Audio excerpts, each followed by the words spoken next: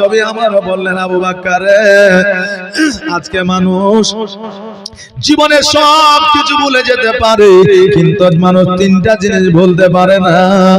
ওই তিনটা জিনিস মরা পর্যন্ত তার মনে থাকে। আমার আবু বকর বললেন, হুজুর গো, ওই তিনটা জিনিস কি?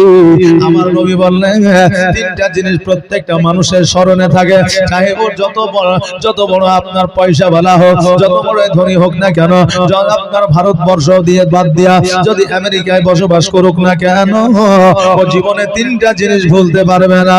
এক নম্বর হলো মওত, মানুষ জীবনে মরণকে ভুলতে পারে না। দ্বিতীয় নম্বর হলো পিতামাতা, যে পিতামাতাকে খেতে দেখবা না দে, ওর পিতামাতাকে তার স্মরণে থাকবেই থাকবে। তৃতীয় নম্বর হইল নিজের জন্মস্থান, যে জায়গায় যে গ্রামে তার জন্ম হয়েছে সেই জায়গাটা চিরস্মরণীয়।